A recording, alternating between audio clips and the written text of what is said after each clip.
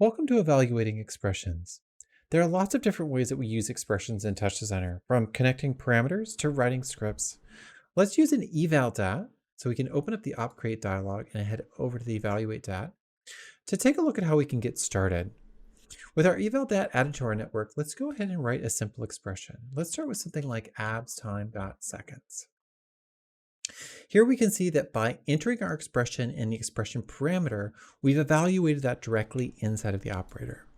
Now, this is a great way to use the eval dat, and often when we want to just spot check a single expression, we might use the eval dat to do this. We can also feed our eval dat with a table. So let's add a table dat here into our network and connect that to the first input. Now let's make our table viewer active, and let's put our expression inside of the first row, abstime.seconds. Excellent. This works the same way. The power of connecting a table to our eval dat is we can now add another row to our table. I'm going to right click, add below. I'm going to copy this expression and I'm going to change it to abstime.frame. And now we can see that for every row with an expression, we'll evaluate that in our eval dat. Now this is a great way to get started, and it's certainly an interesting start, but we often want to know different things about operators. So let's go ahead and grab a movie file in top and add it here into our network. Now I'm going to add a row below here.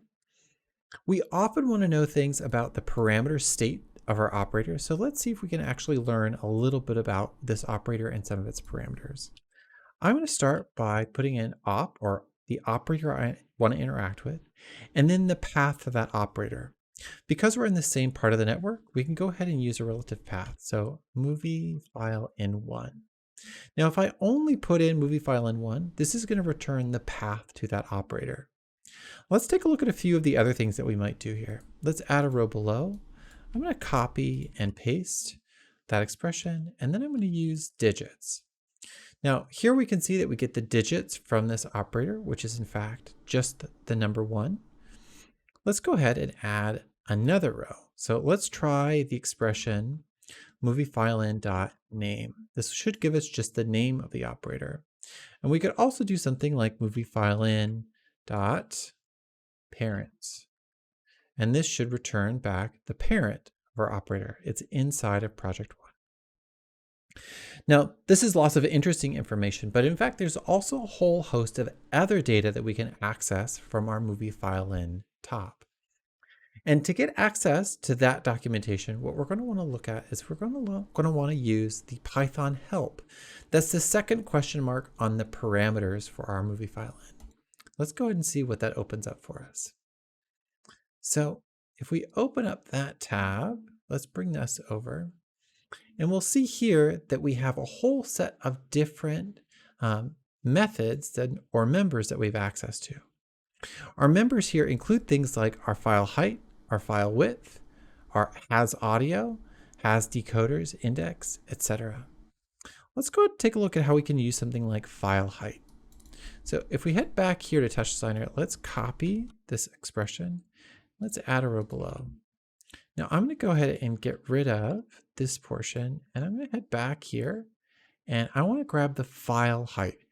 So this is the height of the movie in pixels. So if we use .file height, we should get returned the height of the file itself. Now that's not the operator, but that is instead the size, the height of the file that we're looking at.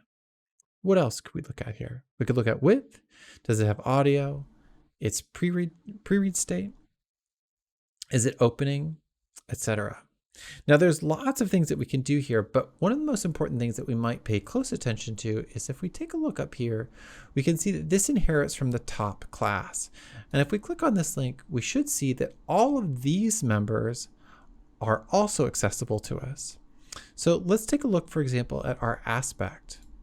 So I'm going to go ahead and copy this expression. I'm going to add a new row, add below, paste, and I want to know the aspect of our file. So now we can see that the aspect ratio of our movie file in 1 is 1.77. Now, if we take another close look at our documentation, we can see that this is a reference to a top operator. So every top has access to all of these members. This is a great way to start exploring the wiki, especially the Python documentation inside of the wiki, to learn all of the different ways that you can interact with operators and the different types of information that you can extract from them with just some simple expressions. This is just the start of what you can do with this kind of operation. And you can use this not only inside of things like, say, an eval dat, but also inside of the expressions and scripts that you write.